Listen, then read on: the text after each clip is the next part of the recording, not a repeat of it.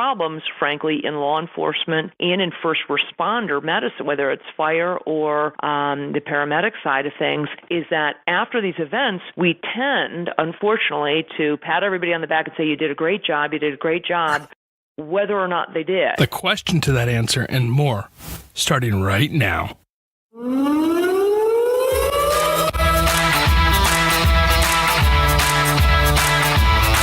Hi, this is your host, Todd DeVoe, and today I have Dr. Kelly Victory here, and we're going to discuss disaster medicine and also a little bit about the active shooter and the role of the emergency manager and the active shooter. So, Dr. Victory, how did you get into disaster medicine?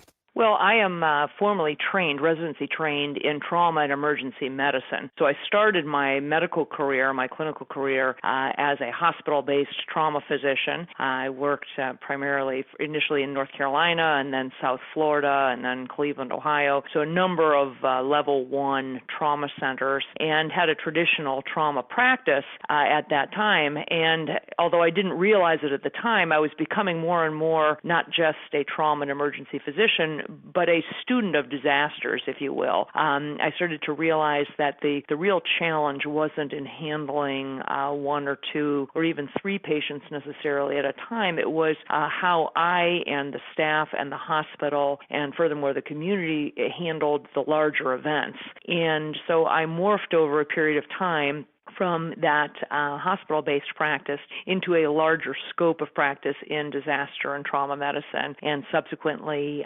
was trained out of standard practice of medicine. I trained in a number of different capacities, including with the National Preparedness Leadership Initiative at Harvard, which we can talk a little bit about. That's actually focused specifically on training people to be leaders in times of crisis and in disaster.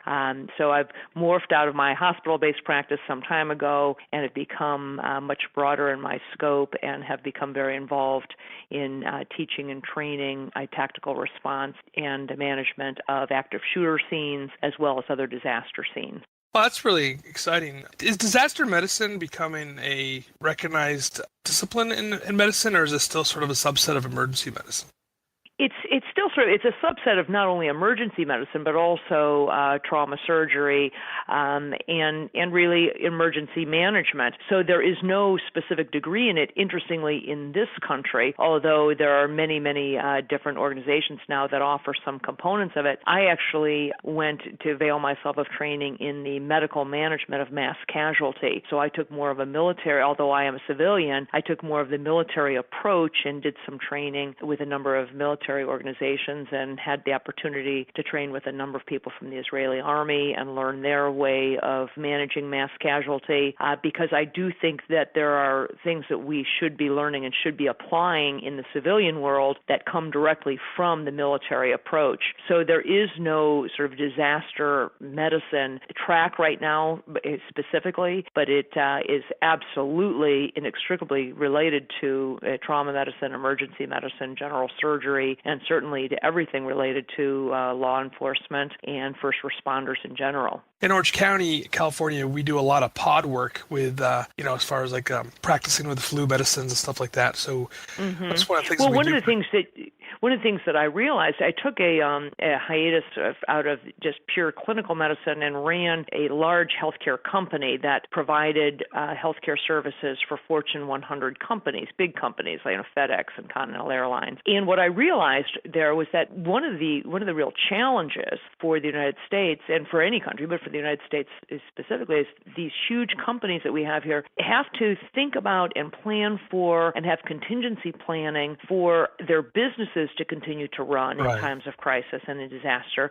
So it's not just looking at disaster from the perspective of how many casualties you have, how many gunshot wounds, or how many people from motor vehicle crash you need to tend to, but it's also the impact on the greater infrastructure and on that company. So during that time when I was running that company, I began to understand how something like a pandemic or something lesser, like just even a flu epidemic, can impact a company. You take a Nissan Automotive or a company like that. When the SARS epidemic hit, and most of the materials and the parts for those Japanese automotive companies were coming from the Far East. Many of them were coming from the Far East, and during a time when there was a complete shutdown of air travel for a while because of the SARS epidemic. And so you're thinking, here's something that is a medically based problem, but it's having profound impact on the economic structure of these corporations. So it's really understanding disaster management and how to prepare for it, how to build contingency plans, and how to be resilient is critically important, not just from the humanitarian perspective, but from an economic perspective. You're so right. One of the things that we're talking about when we had the swine flu coming through, and at the time I was the emergency manager for a small city, in Orange County, and we were looking at what the damages could be as far as our people coming into work. And we're expecting a 40% potential fallout, not even just because of the people who are getting sick, but if your child gets sick or can't go to school because schools are shut down, we lose workforce that way. So yeah, it's a huge impact on business and in government. Absolutely.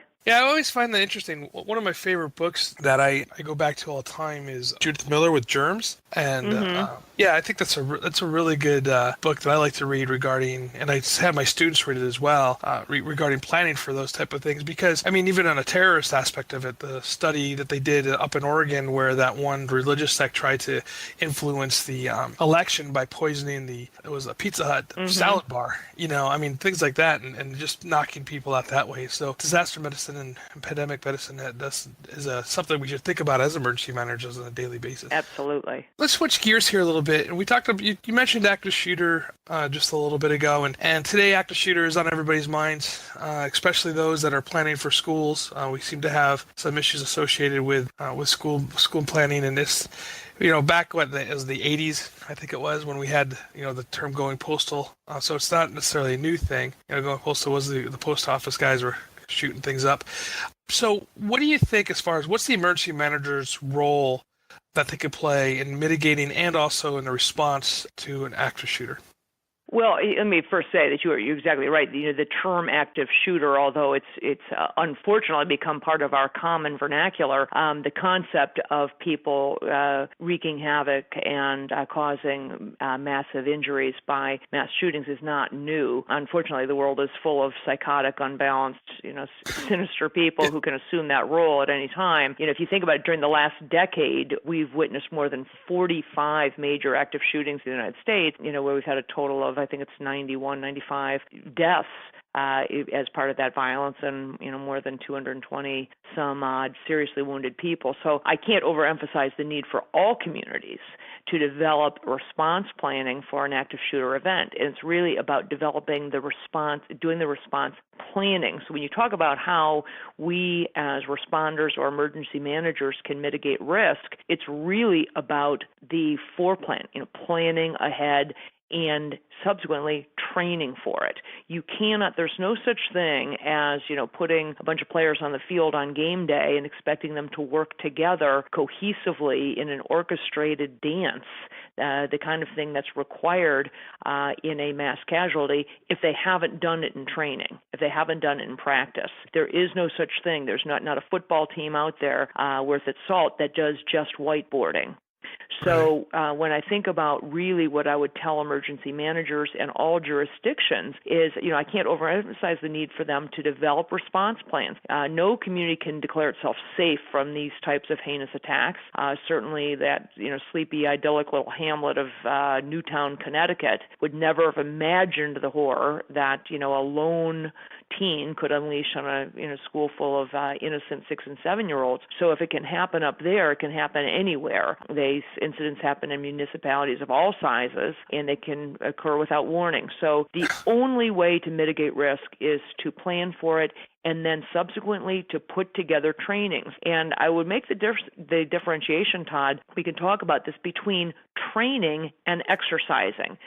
A lot of people run these exercises where they go, okay, once a year, you're checking the box, you run the mass casualty exercise on a Saturday, and everyone gets jazzed up, and you moulage a bunch of volunteers, and it's all very exciting, and you order pizzas for people. And I don't mean to be making light of that, but you need to understand that is not true. That running that exercise once a year is not the same as training. And you would never go to a surgeon who trained, say, to take out a spleen that way. Say, yeah, once a year I kind of do this thing on a robot, or I sit at my desk and I review the protocol for how to remove a spleen. That wouldn't make you as a patient feel very comfortable. Right. You want to know that people have really trained, and what I mean by that is the kinds of trainings that we are now developing for active shooter, where we bring all of the stakeholders together for a very aggressive training, which means it's EMTs, fire, obviously law enforcement, the school system, the hospital, all of the stakeholders. My adage is, if you're going to need them on game day, include them during practice. Right. And, yeah, and I know. That's my best advice. Yeah, I know that from personal experience. I worked for the city of Seal Beach, and I was on the day that we actually had a shooter go into a small salon, and he killed 8 people and shot 9. And we were always, Seal Beach is known as Mayberry by the Sea. It's a small community just outside of Long Beach, and so. For sure, it took us a little bit by surprise. But the one thing that we did have going for us is that we were a small city, and we had 2 other cities, that we did a lot of work with, which was Cypress and also Los Alamitos. And we had common communications because we were all in a joint powers agreement with our comm center. And so when the shooting did occur, we already had additional police officers from the other jurisdictions on their way in, and it. As horrific as it was, it could have been much, much worse. We were able to to stop it just at that one particular place, and we were able to get the bad guy in. But it's some of those, those simple, quote unquote, and I say that sort of tongue in cheek, simple things like interoperability of radios that really help. Using common language. When we teachers say this is not the time to be using because your codes in your jurisdiction may be different from the codes in the jurisdiction, 2 over, who's coming to help you. So if, in times of mass disaster, big critical incidents, I think about, for example, the Boston bombing. While things went relatively well at the finish line, what happened when they were actually catching the Tsarnaev brothers some couple days later, it was, everyone with a badge and a gun showed up. And so you had people from multiple jurisdictions, and not only, and multiple levels of government. There was, National Guard was there, FBI was there, there were SWAT teams were there, police were there, and there was nearly, very, very nearly significant what we would call blue-on-blue injuries, where, friendly fire, where people were shooting at the wrong person because we had people in undercover, we had people in uniform, and it became somewhat of a free-for-all. So, one of the other things we teach in our active shooter course is, the time to be exchanging business cards is not when the bullets are flying. Right. You want to always say, hi, I'm Joe Smith, I'm chief of police, in this town. You want to know those people, have trained with them, have some camaraderie with them, have some understanding that here's how this is going to go down. This is the protocol. This is what we're going to do. Because the best way, if you've ever danced with a dance partner, you know that it doesn't just happen. It's by doing it over and over again, training for it and saying, when I raise my hand this way, I want you to twirl left. Right. That's how it works. Oh, it's so true. I mean, after managing the scene, I had so many people, legitimate people, show up at the command post, the FBI, the ATF, DEA, I don't know why they showed up, right. Long Beach Police Department, which was next door, which, interesting enough, LA County and Orange County, they're on different radio systems, so our communications people had to trunk LA County or Long Beach, into us, the LA County Sheriff's Department, Orange County Sheriff's Department. Yeah, we had every agency in the world showing up on our doorstep, and that was one of the things that we learned quickly is we had to manage who we let stay. And we had to turn to the FBI and to the DEA and say, hey, we appreciate your help, but right now we don't need you. If we need you, we'll call you. And they graciously stepped back. They knew it wasn't that issue for them.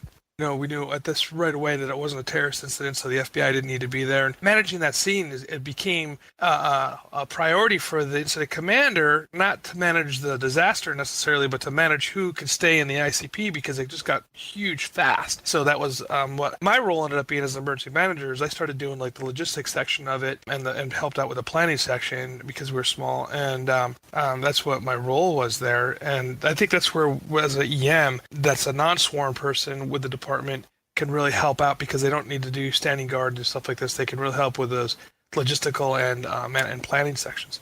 And so you're exactly right. And if there was one piece of advice I would give to any emergency manager, and we'll get back to why I suggest active shooter training as a good place to start. If you had to pick one thing to put your money on, is if you look back, I said I'm a student of disasters. And what I mean is I'm a student of what has gone well, where we've done well in a disaster response, whether it's Katrina or the Boston bombing or, the Joplin floods, whatever it is, whatever the disaster is. The ones that have gone well versus ones that have gone poorly. The ones that go well are the ones where unified command is established as quickly as possible. The more quickly you have unified command, and I mean where you have an incident commander, but you have somebody from each of the stakeholders and ideally in the same place, not even on a radio. If you can put them physically in the same place and say, okay, good, we've got somebody from the law enforcement, somebody from fire, somebody from the school system, somebody from the hospital, and we are all here and we've got unified command established. Those events go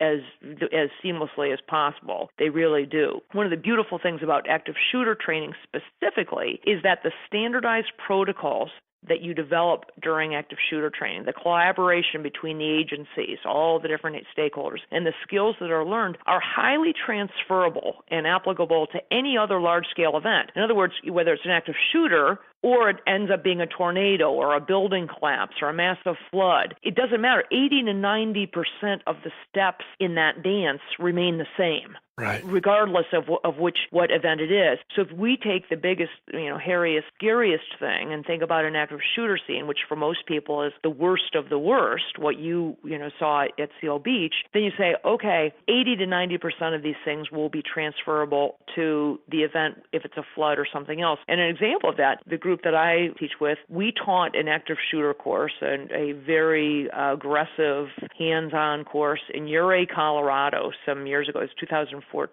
In Ouray, it's a small town, Colorado, little mountain town. So when you talk about law enforcement, we had people there from the Forest Service. We had a sheriff or two. You got a couple, police officers. So you got people kind of there cobbled together, law enforcement, plus, again, people from the school and the hospital and all fire and EMS. And we trained them on this active shooter. And it was the first time most of them had ever trained together for anything. So we did an aggressive 2-day course, rolled out of town at about 7 o'clock in the last night. And less than 12 hours later, they had a mine explosion in Ouray. And within 20 minutes, they mobilized a group of people and got 33 injured miners out of a mine shaft 5 miles up a dirt road and got them sent out to trauma centers all over the state. And they ended up having only 2 deaths total. And ASPR, there's a really nice article on the ASPR website. They actually went out and interviewed these guys and said, how the heck does little Ouray, Colorado know how to mount this incredible response? They had it all figured out, and they had patient reunification set up and, triage and transport and all this stuff. They didn't lose track of one patient. And they said, because we just did this active shooter course, right. Yesterday. And this had nothing to do with active shooter, but it honestly brought them together, and they understood how to manage a big event. And although I can't tell you that had they not had, our training, would they have had more deaths? I have no idea. They may have had the same 2 deaths. But what I can tell you, Todd, is that the way that they felt about it as a community, their ability to recover and their ability to be, resilient and to bounce back after that horrific mine incident was profoundly impacted because they knew that they had done a remarkable job. They'd done anything, and everything that anybody could do. They worked quickly, they worked efficiently, and they felt competent. And it really impacted the resilience of that community. That's a great story, as far as, especially just any kind of training that you do. One of the things that I think is really why Orange County, California does things really well is for the longest time, and just until recently, we had a nuclear power plant just down the street from us on the San Diego and Orange County border, which caused us to train a lot regarding just the instant response to a nuclear power plant meltdown. And because of that, I think that Orange County was more progressive than other counties in California and maybe even in the country. And I don't want to go too far to limb, but we already had the interoperability of radios and things like that, and we've already cross-trained. And I agree with you 100%. I kind of giggled a little bit back when you talked about having those big events and buying the pizza for everyone. On those type of trainings, or those exercises, we should say, those for me always seem to be for the brass, the chiefs, the city managers, the city council, for those things. Because I've been on the other side of that training where I've been sitting in an ambulance all day long and going, oh, okay, what exactly am I doing? And then we finally get the call. We drive up. They shove a patient in the back of the ambulance, so we ride around the corner and let them out, and we go back into the queue again. Right. Yeah. So I think, as I say, they really are. They're a lot more show than they are effective at really training. And what you want to do is, and there are other groups out there that I'm not the only show in town that provide trainings for these things. And there are ways to do it, but it requires getting people together and rolling your sleeves up and saying, okay, we're going to do this. We're going to practice it. We're going to train for it and figure it out. How are we going to respond? And when something goes wrong, say, let's do that again. Let's do that. Run that play again. Let's, until we get it right, until we figure it out and figure out where the holes are in our system. It was interesting. We ran an active shooter course in another location in Colorado where we used a school as the scene. We typically do these things like a Thursday, Friday, Saturday, and it was not until we're doing the training that we realized that when you pull the fire alarm at this particular school, interestingly, you pull the fire alarm at the particular school, the doors locked. The school doors shut and locked, so the bad guy was locked in the school, and nobody could get in. Nobody could get. The first responders couldn't get in. And the school principal said, "Oh my gosh, this is all really messed up. We had no idea that when you pull the fire alarm, these school doors, unlatched, closed, and locked." And those are things that sometimes you just don't realize until you go through a training. So they can be very, very illustrative. And I think the emergency managers can come out looking like a champ if they're the ones who say, let's do this training, let's bring everybody together. You invariably find some areas where there are some holes in your planning or protocols, and it may be something simple like radios that are not interoperable, or it may be something like that, where I'm saying where the school doors shut and locked when the fire alarm was pulled. You never know what it's going to be, but I guarantee it won't be wasted time. Have you found that some people, and when I say people, I'm talking about not the line guys, but mostly I'm thinking the brass, are afraid that if they do a drill or some training like that they will they'll look like they fail? Because I think if we're going to fail, I'd rather do it during training than the actual event. But I'll tell you, Todd, I think it's probably, you're addressing the elephant in the room. I think it's probably the biggest impediment to training is that people are afraid to have their inadequacies or their ignorance exposed, and so they just don't do it. And we do it, at their detriment. I think that's exactly right. And in fact, one of the biggest problems, frankly, in law enforcement and in first responder medicine, whether it's fire or the paramedic side of things, is that after these events, we tend, unfortunately, to pat everybody on the back and say, you did a great job, whether or not they did. And frankly, what we have tried to do, what I've tried to do and to promote is the idea that we need to look at this training the same way that surgeons do. And surgeons, I don't know if you're aware, do a thing, but they're really the only specialty that does it, called morbidity and mortality. And depending on the size of the hospital, every month at a minimum and every week at a big hospital, all the surgeons get together behind closed doors and they look at all the cases that went badly that week. And they say, what the heck happened here? And the only way you can do that is if there's an element, number one, of trust, if people understand that this is not a punitive situation, that nobody's going to get sued, but we need to understand what the heck happened here. And too often, unfortunately, in law enforcement, fire, rescue, the after-action reports tend to be really, really sanitized. And what's put out to the public is a stellar response was mounted by, our fire, EMS, or whatever it was. And while you want the public to have confidence in their first responders, the first responders themselves aren't doing each other any good if they don't sit down and go, wow, that was not the way to do that. And you saw that, for example, in Colorado after the Aurora theater shooting. That was not a good response. Right. It was, we first had Columbine. Colorado, for reasons that are somewhat unclear, seems to be ground zero for active shooter events. So my home state seems to have, for whatever reason, a lot of these events. And so we had Columbine, which, was the first big active shooter that most people can remember, and then unfortunately had the Aurora theater shooting as well. But you are, I really believe, obligated to sit back and be very honest, not only to do the trainings, be willing to expose your inadequacies, expose your ignorance, expose your, go ahead and fail. Because as you said, boy, if you're going to fail, you want to fail during a training event, not when the real thing happens. Getting back to my story about Ouray, Colorado, and the mine explosion, that's what allowed them to be so as resilient as they were. They mourned the people who died, they mourned the people who got injured, and they got up and moved on very quickly. I'd say the same thing about Boston. It's why Boston's, after the Boston Marathon bombing, they adopted that Boston Strong, because they knew they'd done a really good job there. Right. They'd trained for it. They were prepared. They did a good job. Everybody, 100% of the people who were transported to the hospital lived. 100%. I mean, that's really a remarkable thing. So, Yes. The ability, if you want to fail, you want to fail during training, not during the real event. So what does the recovery process look like for something like the Boston bombing? And the answer to that question and more when we return from this quick break.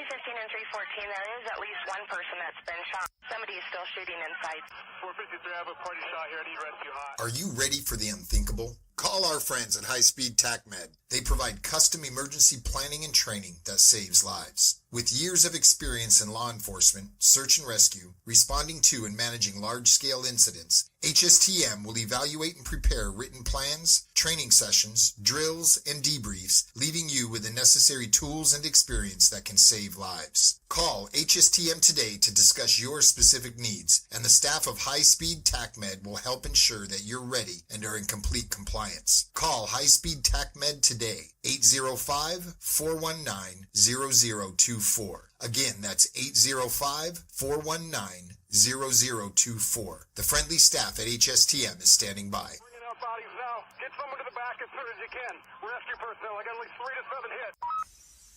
Emergencies happen. Whether they're related to medical emergencies, threats of physical violence, weather-related, or other. One of the most difficult things during an emergency is to find help and quickly and efficiently communicate with all parties, regardless of whether you're an administrator, law enforcement, or the end user. With Titan HST, we help to store time by creating high-tech yet simple-to-use mobile-based applications that connect you with the people who can help you. At Titan HST, we believe in the power of people. If you're trying to reach people in the emergency management and response space, EM Weekly is a place for you to advertise. Each week, we are bringing in guests from around the world to talk about best practices and trends in emergency management and response. We also have the blog on EM Weekly's website and the EM Quarterly e-magazine. For more information, please email Brian at brian@emweekly.com.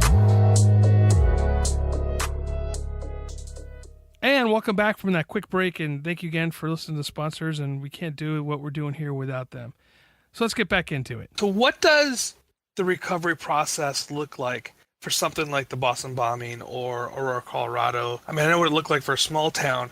What does it look like for a larger town, and how does that process work, do you think? Well, if I take it from the highest level, if you look at, resilience or reaction, let's first just look at that. What are the possibilities for what would happen in any jurisdiction? And a range of responses are possible. It would include, number one, and ideally they bounce back better. That where, the capacities are enhanced, exposures, end up being reduced, and the system is more able to deal with future shocks and stresses. Other communities will bounce back, but the pre-existing conditions still prevail. They haven't actually done anything to mitigate the risk of that happening again. Other communities that are not prepared recover, but they recover worse than before. Take New Orleans after Katrina. Right. Meaning that capacities are reduced. They've recovered, but they are worse off than they were before, and capacities are reduced. And in the worst case scenario, the system totally collapses, and you have a catastrophic reduction in capacity to cope with the future. And that would be something like Haiti, a place like Haiti where it just absolutely fell apart after the earthquake. So, what determines where you fall on that spectrum? I think largely, once again, at the risk of sounding like a broken record, comes back to the training piece. There's clearly some component of luck in this. I would say that at the Boston bombing, if you look at Boston, while they had trained for and were very well prepared for events, the Boston bombing itself, if you think about it, was really an artificial setting. When would you have an event like that happen at a scene, a physical venue, where you already have ambulances lined up with IV bags punctured, hanging, ready, you've got, a multiplicity of first responders already there, paramedics and nurses and people volunteering. Furthermore, it happened on a Monday that was a holiday, so there was no traffic. So it was very easy to transfer as a holiday. Okay, and it happened at change of shift at the hospital, so you had double staff. It was double. So there was a convergence. So there was an alignment of stars, if you will. And I was very, very, very familiar with the after action on the entire Boston bombing, because it was heavily critiqued by the National Preparedness Leadership Initiative, because it's based at Harvard. But so there was a bit that was artificial with the Boston bombing. All that said, the fact that they trained together, they trained for it, the fire, EMS, police, law enforcement there, the hospitals had all coordinated and done trainings before that. They knew each other. There's a great familiarity. Boston is is a small, big town. So they bounced back quickly. I think that other places like what's happened in Colorado, not so much. There was a lot because the after action reports read very well, for example, on Aurora, but the people who were at the scene knew differently. They knew that things did not go down. Many of the wounded were transported in the back of police cars. People were shot, and there were the ambulances weren't allowed into the perimeter, so the ambulances couldn't get people out. So people were bleeding to death and got thrown in the back of police cars, and it was just not a well-coordinated event. So people didn't feel great about how that went off, and I think there's still some bad feelings harbored there that they are working through by doing additional training. And then, part of it has to do with the strength of the infrastructure going into it. You take a place that's already fragile, like Haiti, where there's a fragility based on poverty and lack of infrastructure already. It doesn't take much to topple that sort of a community. So it's really a number of things, and you can only control the things you can control. So I look at it and say, there's so many things in life, and the trauma physician in me has always lived by the idea that there are so many pieces of life that are unpredictable that we cannot control. We cannot control the fact that there will be a crazed gunman.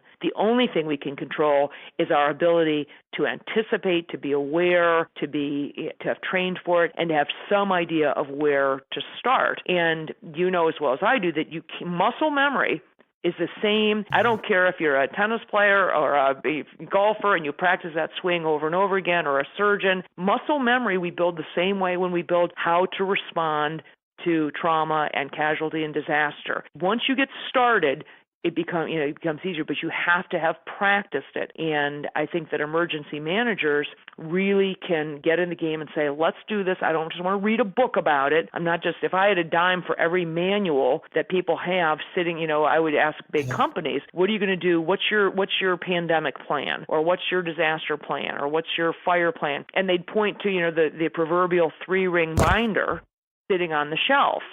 Well, again, I don't know about you, but if somebody said, how many spleens have you taken out, Dr. Victory? And I said, none, but I've got a 3-ring binder right there that tells me how to do it. I don't know about you, but I would not trust that doctor. I wouldn't feel that confident. So I think it's about really rolling those sleeves up and putting the time in and saying, we got to plan some training sessions. And if you don't know how to do it yourself, then bring somebody in who can help you plan it.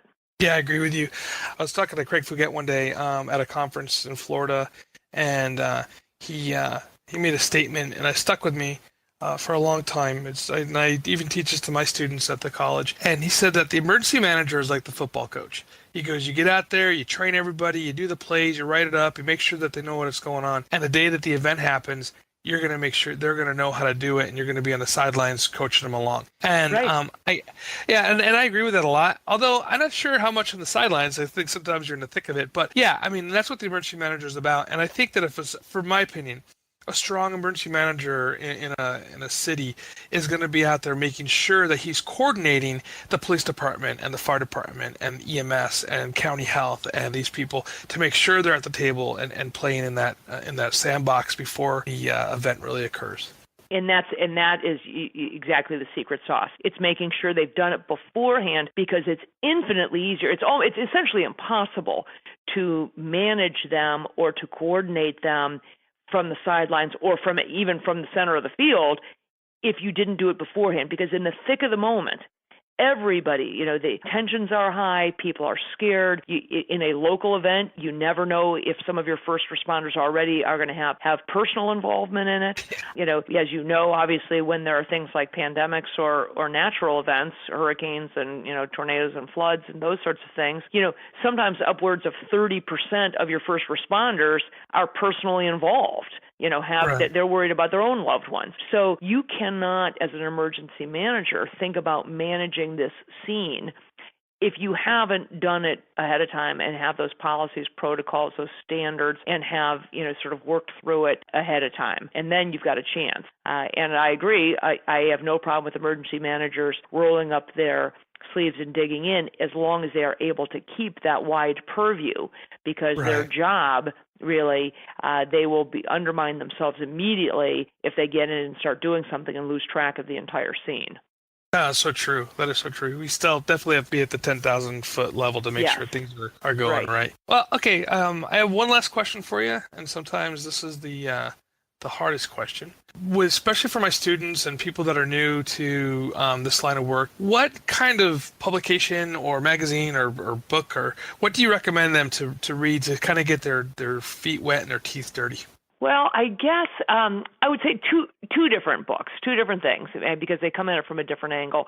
One is a publication called Disaster Resilience, a National Imperative, and it was put together by a group of national academies, the Committee on Science and Engineering and Public Policy. There's a whole committee that was put together on increasing national resilience to hazards and disasters after 9/11. And it really addresses the broad issues of increasing the nation's resilience to disasters. It goes through the whole thing of, really understanding beyond the unquantifiable costs of injury and loss of life, really looking at the economic damages from natural and man-made disasters. So that is worth reading if you are an emergency manager. It makes a good case to invest in enhancing resilience. It makes a really good economic case. So it will provide an emergency manager with some good data points to take to whatever it is, city council or, whatever budgeting committee they need to do to ask to,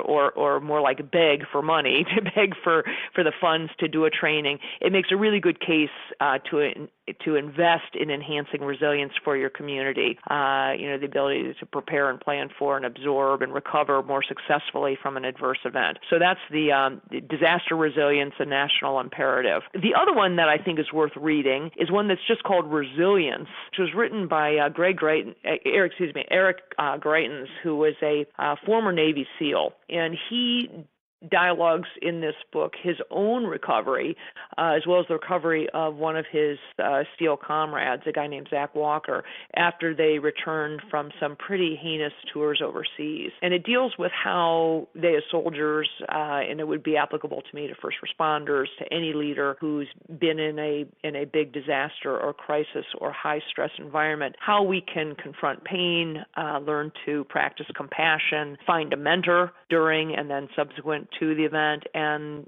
ultimately create happiness, if you will, in the wake of horrific experiences and events. And so I think given the incidence of PTSD and other sort of traumatic, post-traumatic related issues that first responders and emergency managers have, and I think in order to prepare for it, there are some people who may never have been exposed to these things, but they hold the title now of an emergency manager, but may never have even thought, been in such a scene. I think reading a book like Resilience by Eric Greitens can be extraordinarily helpful to be thinking about how they may feel, how they may react, and to get themselves personally prepared for that event should it happen. That's great. Those are two really good book recommendations, and we'll put those down in the show notes as well. So if you guys didn't get those notes, you can do rewind, or we can be down in the show notes. Can we get a hold of you if somebody wants to get in contact with you? People are free to contact me directly. I have a website that is it's a blog that is not particularly active, drkellyvictory.com. It's really, so there are some things there, but the easiest way to get in contact with me, and I'm happy to have people contact me directly via email, which is kvictory@victoryhealth.com. Okay. And that's the easiest way to get me. kvictory@victoryhealth.com, and I'm happy to provide whatever guidance or support or direction I can to people who are looking, whether it's to get training or just, for more resources. Happy to talk to people. Awesome. Thank you so much. And again, Dr. Victory, thank you for being here and discussing these really important things. Everybody, thank you so much for listening to us. And if you have an opportunity, please leave a comment on the iTunes and or Stitcher or wherever you're listening to us. And just let us know how you feel. And again, if you ever need to get a hold of us, please check us out at EM Weekly and sign up for our information. Thank you again, Dr. Victory.